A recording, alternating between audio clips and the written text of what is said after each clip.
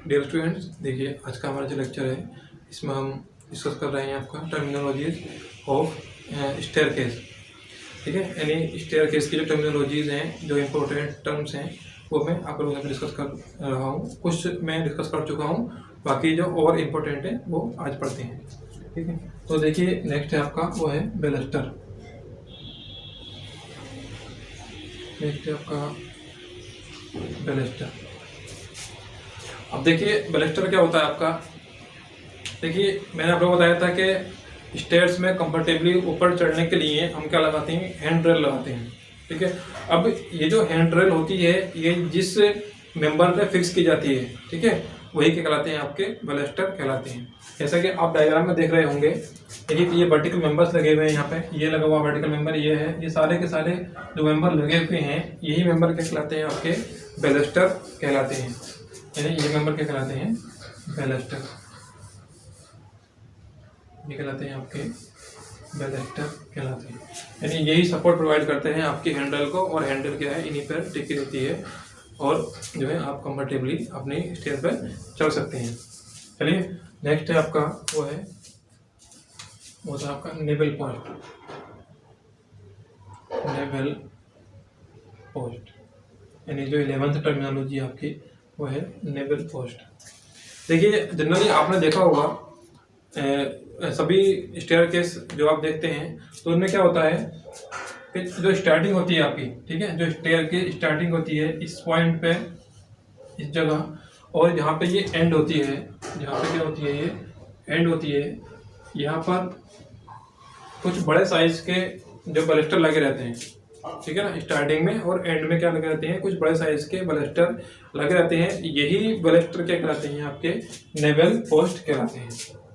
ये क्या कहलाते हैं, आपके नेवल पोस्ट कहलाते हैं। और इनका जो पर्पस होता है, इनका पर्पस भी क्या होता है, सपोर्ट करना होता है आपके हैंडरेल को। ठीक है ना, चलिए आगे पढ़ते हैं हम। नेक्स्ट आपका पिच ऑफ स्टेयर। नेक्स्ट आपकी टर्म है वो है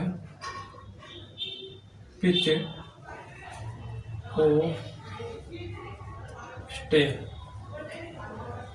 अब देखिए पिच ऑफ स्टेयर क्या होती है। देखिए ये क्या होता है, आपका एक एंगल होता है, एंगल के बीच में होता है। देखिए मैंने आपको बताया था कि ये जो नोजिंग जो होती है आपकी, ये क्या है, आपकी नोजिंग है, और नोजिंग को मिलाने वाली जो लाइन होती है, ये जो लाइन नोजिंग को मिला रही है, इस लाइन को क्या कहते हैं हम, इस लाइन को कहते हैं हम नोजिंग लाइन, इसे कहते हैं हम नोजिंग लाइन। और ये क्या है आपका, ये ग्राउंड सरफेस है, हॉरिजॉन्टली है ये। तो लेकिन नोजिंग लाइन जो आपकी एक इमेजिनरी लाइन है वो, और जो आपका हॉरिजॉन्टल सरफेस है, ठीक है, उन दोनों के बीच में जो भी एंगल बनता है वही क्या कहलाता है, आपका पिच ऑफ स्टेयर, या फिर इसे हम कह देते हैं आपका स्लोप ऑफ स्टेयर। यानी स्टेयर कितने ढाल पर आपकी बनाई गई है हॉरिजॉन्टल के रेस्पेक्ट में। ठीक है, यानी ये वाला ये जो एंगल बनेगा आपका, यही एंगल क्या कहलाएगा, आपका पिच ऑफ स्टेयर कहलाएगा। इसे हम कह सकते हैं पिच ऑफ स्टेयर। ठीक, तो देखिए जो भी इम्पोर्टेंट टर्मिनोलॉजीज थी वो आप लोगों के साथ में डिस्कस कर ली है मैंने। अब देखिए आगे बढ़ते हैं हम। जो आपके स्टेप होते हैं उनकी जो ट्रेड होती है, फिर जो राइज होती है, उनका क्या क्या कॉम्बिनेशन होता है, किस तरह से हम उनका साइज लेते हैं। ठीक है ना, तो है आगे है आपका वो है fixing rise and tread of stair. ठीक है, यानी स्टेयर का जो आपका राइज होता है, ये जो उठान होता है, और ट्रेड जिसे हम हिंदी में कहते हैं पट, इन दोनों का क्या क्या साइज होता है वो हम आज यहाँ पे डिस्कस करने वाले हैं। तो देखिए सबसे पहले बात करता हूँ मैं स्टैंडर्ड साइज की बात करता हूँ। सबसे पहले बात करता हूँ मैं आपको यहाँ पे स्टैंडर्ड साइज।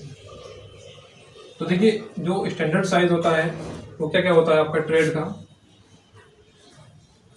तो ट्रेड का क्या होता है आपका, वो होता है आपका 30 सेंटीमीटर। ठीक है, और अगर बात करूँ मैं राइज की तो ये होता है आपका 15 सेंटीमीटर। देखिए किसी भी कॉम्पिटिटिव एग्जाम में अगर कोई क्वेश्चन आता है कि जो आपका ट्रेड होता है उसका साइज क्या होता है, तो आपको क्या है स्टैंडर्ड 30 सेंटीमीटर ही लगाना है। बाकी अलग अलग बिल्डिंग्स के हिसाब से ये वेरी कर सकता है, स्टैंडर्ड हम यही लेते हैं यहाँ पे। तो देखिए अगर हम बात करें इन दोनों कॉम्बिनेशन कैसे लेते हैं हम, पहला है राइज प्लस ट्रेड, ठीक है। तो ये कितना होता है आपका, ये होता है आपका 40 to 45 सेंटीमीटर, यानी अगर हम दोनों का सम करें तो कितना होना चाहिए, वो आपका 40 to 45 सेंटीमीटर ये होना चाहिए, ठीक है।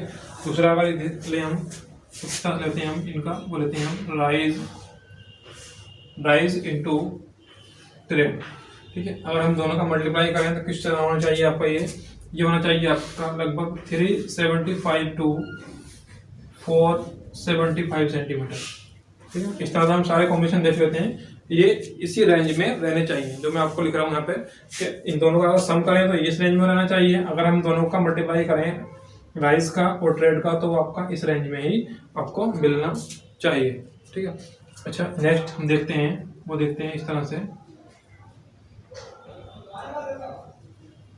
ट्रेड प्लस 2 into राइस, ठीक है ना। ट्रेड प्लस 2 into राइस अगर हम देखें तो ये कितना होना चाहिए आपका, ये 55 to 65 सेंटीमीटर, ठीक है ना।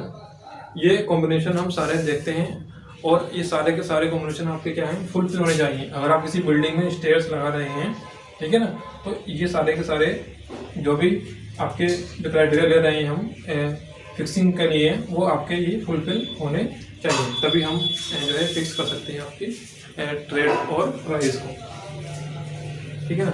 अच्छा देखिए अगर हम बात करें आपका रेजिडेंशियल बिल्डिंग के लिए, ठीक है, अगर रेजिडेंशियल बिल्डिंग की मैं बात करूं,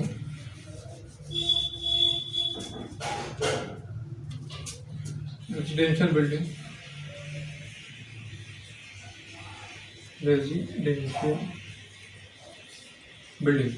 ठीक है ना, यानी जो आवासीय भवन होते हैं जिसमें हम लोग रहते हैं, उसके लिए अगर हम बात करें तो ट्रेड जो लेते हैं हम, जो ट्रेड लेते हैं वो आपका लगभग 23 सेंटीमीटर लेते हैं, और जो आपका राइज लेते हैं वो लगभग आपका 15 सेंटीमीटर लेते हैं, ठीक है। ये होता है आपका रेजिडेंशियल बिल्डिंग के लिए।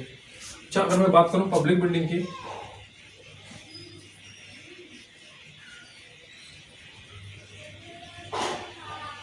तो पब्लिक बिल्डिंग के लिए जो ट्रेड लिया जाता है वो लगभग 27 सेंटीमीटर, और राइज सेम ही रहता है, और राइज होता है आपका 15 सेंटीमीटर, ठीक है। अगर ये कुछ भी स्पेसिफिकेशंस नहीं दिए हैं आपको कि कितना ट्रेड रखना है, कितना राइज रखना है, देन आप क्या यूज़ करेंगे, स्टैंडर्ड साइज ही लेंगे, 30 सेंटीमीटर ट्रेड और 15 सेंटीमीटर राइज, ठीक है ना। तो देखिए जितना ही मैंने आप लोगों को बताया आज, आई होप आप लोगों को क्लियर हुआ होगा ये, और इसमें भी अगर कोई डाउट है आप लोगों का, देन आप मुझसे कमेंट सेक्शन में पूछ सकते हैं, क्लियर। और जो भी आपके नोट्स हैं ये, ठीक है, जितना ही मैंने आप लोगों को यहाँ पे जो है एक्सप्लेन किया है, वो सारे के सारे नोट्स मैं आप लोगों को प्रोवाइड कर दूँगा, ठीक है। तो मिलते हैं नेक्स्ट लेक्चर में।